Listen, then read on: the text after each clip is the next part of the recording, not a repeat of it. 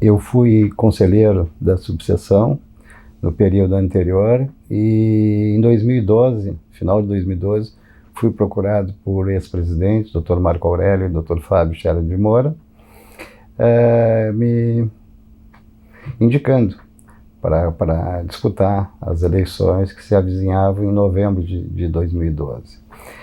Nós montamos um grupo, entendemos que... Porque nós participávamos de um grupo chamado OAB+, que era liderado em Porto Alegre, pelo Cláudio Lamarck, que começou esse grupo a ser formado em 2004, sendo que em 2007 acabou sendo vitorioso e que trouxe, resgatando a questão toda no estado inteiro relativo às condições, valorização do advogado. A instituição estava com grande dificuldade administrativa nesse período e através do capitaneado pelo Cláudio Lamarck e a turma de colegas das 106 subseções que formam nossa OAB-RS, conseguiram então resgatar. E a partir de 2007, então, a advocacia voltou a ser valorizada em termos junto às instituições que estavam bem prejudicadas a forma de ver a OAB e, por consequência, os advogados. E quando nós chegamos, em 2012, vencemos as eleições. Foi umas eleições, assim, digamos que tranquilas, num bom nível, e passamos, então, a gerir a subseção de Pelotas, com o respaldo desse grupo de Porto Alegre, que era muito bom, que acabou, inclusive, levando o Cláudio Lamarck a ser presidente do Conselho Federal. Então, na nossa época, quando chegamos, eu, o Barenho de vice, a Paula, ex-presidente, na época tesoureira, a Jaque Signorini como secretária-geral e o Eduardo Lopes como adjunto, formamos a diretoria e passamos então a atuar principalmente na questão das prerrogativas do advogado e na questão junto ao conselho, para que nós dessemos um retorno para a sociedade de diligenciar as instruções dos processos disciplinares, e a coisa funcionou muito bem. Nós já tínhamos uma condição econômica favorável pelo restabelecimento administrativo da nossa OAB-RS, e trabalhamos muito bem. Acho que Pelotas foi num período bem, e vem sendo, eu acho que num crescimento. Acho que ali nós tivemos a oportunidade de congregar com a OAB estadual uma ação efetiva, tanto com a Escola Superior de Advocacia, ministrando cursos, com a questão da Caixa de Assistência, trazendo para as subseções administrativamente melhores condições, com troca de computadores nas salas que nós tínhamos à época, tanto na Justiça Federal, na Justiça do Trabalho e no Foro Estadual. Então, foi uma época, digamos assim, de expansão, de um trabalho de aproximação à categoria e de um trabalho, digamos assim, de consolidar as questões relativas também, tanto com relação às prerrogativas, quanto também as questões das advertências e suspensões, inclusive exclusões do quadro da ordem. Foi um período muito gostoso trabalhar na ordem. A partir do momento que nós assumimos e começamos a entender como é que se passavam as coisas internas, nós resolvemos dar um expediente interno. Então, o turno da manhã, foi disponibilizado durante os 3 anos para atendimento à ordem.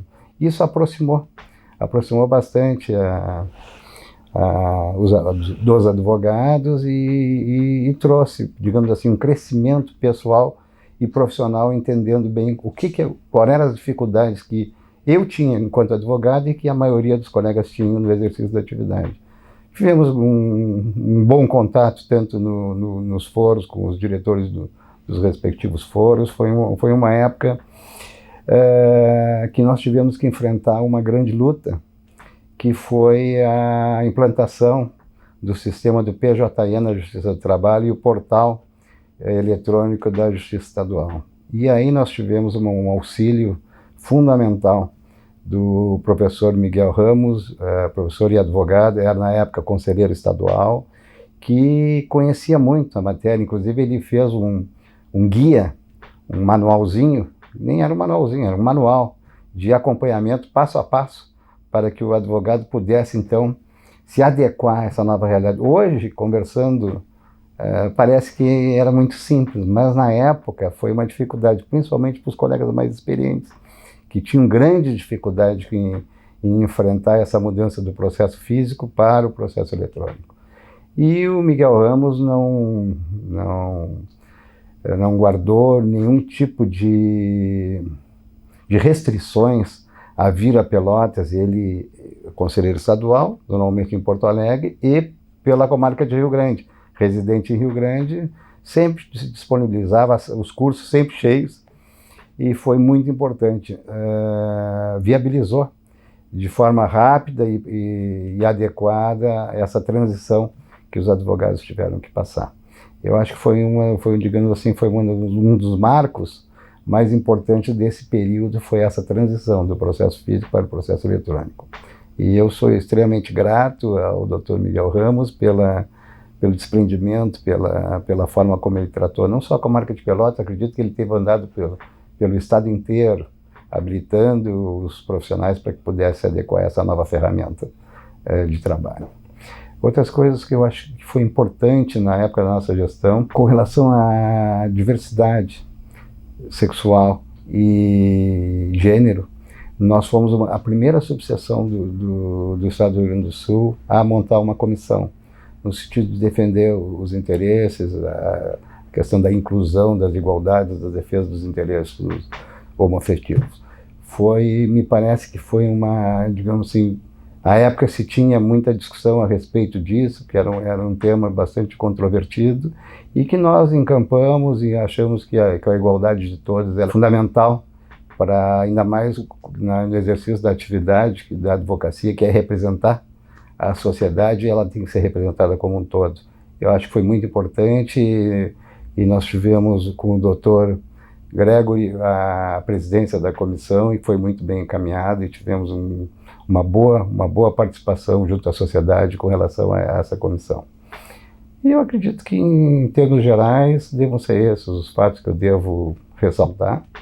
E um privilégio, né? Um privilégio ter sido presidente da subseção, participar dentro de uma advocacia pelotense que é muito respeitada, com um quadro de advogados importantes, e que fomos destacados a participar como presidente da subseção. Uma grande honra, né?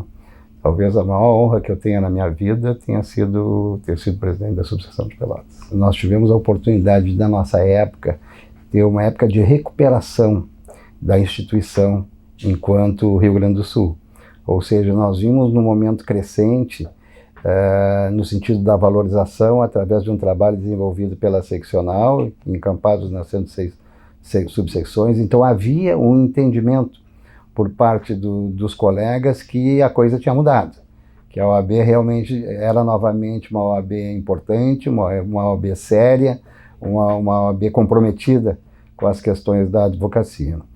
Mas a questão dos colegas em si, haviam, digamos assim, grupos, né? Aqueles que eram mais comprometidos com as questões de ordem, e aqueles que, quando necessário fosse, eles se buscavam a ordem quando com algum problema tinham algumas coisas, mas digamos assim, comprometimento mesmo era de um grupo que entendia o que era a ordem, que participava de conselhos, que participava de comissões, que era um grupo relativamente grande e importante, né?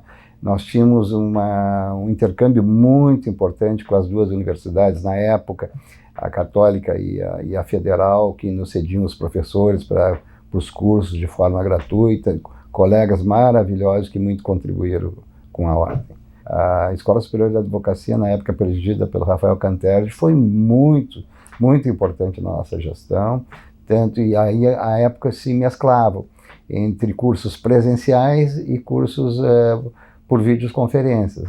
E hoje em dia eu acredito que seja tudo por vídeo, né? Mas na época vinha o pessoal de Porto Alegre, nós íamos a Porto Alegre fazer cursos, participar de temáticas que eram relacionadas à nossa categoria e fomentadas pela escola.